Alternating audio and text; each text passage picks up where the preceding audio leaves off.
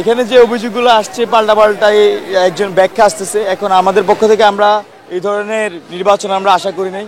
ভুল হবে কেন, আমার কাছে ভুল হবে কেন, না যে ভুলের কথা বলছে এটা আমি সন্দেহ করছি, কারণ এটা আমরা আগেও শুনেছি,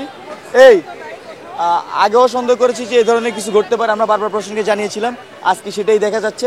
এবং তারা যে ধরনের ব্যাখ্যা দিচ্ছে সেই ব্যাখ্যা আমরা আগে দেখছি। আমরা দেখেছি যে তানভীর বাড়ি হামিম তিনি যখন নির্বাচন আচরণবিধি লঙ্ঘন করেছেন তখন বিশ্ববিদ্যালয় প্রশাসন তার পক্ষে বিবৃতি দিয়েছে যে এরকম যে শুধু রুমে ঢুকে স্লোগান দেয় নাই। নিয়ম হচ্ছে যে আপনি মনোনয়নপত্র উত্তোলন এবং জমাদানের সময় আপনি কোনো ধরনের স্লোগান বা দিয়ে যাইতে পারবেন না, 5 জনের অধিক মানুষজন নিয়ে যেতে পারবেন না। তো এটার মানে কি, সময় মানে কি যখন স্যারের হাত থেকে জিনিসটা আদান প্রদান হচ্ছে ওই সময়, নাকি তার আগে হলে রুমে ঢুকার আগ পর্যন্ত? নির্বাচন কমিশন ব্যাখ্যা দিয়েছেন হামিমের পক্ষে।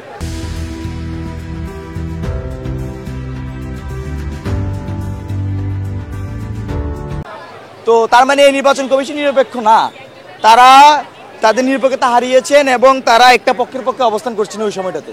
এখনো এই নির্বাচন কমিশন এক একটা অংশে এক একটা পক্ষের অংশে কাজ করতেছে। এবং পুরা যে সিস্টেম এখানে যেহেতু আগে থেকে যাদের টিচার আছে, যাদের আগে থেকে কর্মকর্তা কর্মচারী আছে, তারা হচ্ছে এটা নিয়ন্ত্রণ করতেছে এবং এক একটা অংশে একজনের জন্য কাজ করতেছে। এই জন্য মাল্টি টাইপের অভিযোগ আপনি এখানে শুনতে পাবেন।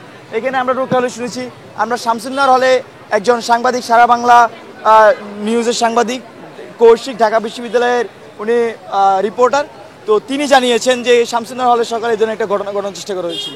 আমরা 21 হলে সরাসরি প্রমাণ পেয়েছি। এখানে রোকেয়া হলে তো দেখলেন আপনারা কি হয়েছে। তো এটা শিক্ষার্থীদের মনে এক ধরনের শঙ্কা তৈরি করছে যে ইলেকট্রিক ইঞ্জিনিয়ারিং নিয়ে যে শঙ্কার কথা আমরা সপ্তাহখানেক আগে ধরে বলে আসছিলাম। তো আমরা মনে করি ঢাকা বিশ্ববিদ্যালয়ের শিক্ষার্থীরা এরকম বিতর্কিত ডাকসু ডিজার্ভ করে না, সেই ক্ষেত্রে একটি গ্রহণযোগ্য নিরপেক্ষ ডাকসু হওয়ার প্রয়োজন ছিল। এবং আমরা এখনও আশাবাদী যে ঢাকা বিশ্ববিদ্যালয়ের শিক্ষার্থীরা এমন ব্যালট বিপ্লবের জবাব দিবেন। এখানে এইসব যারা এইসব কলুষিত করতেছে তাদেরকে মূলত জবাবটা দিবেন আর কি।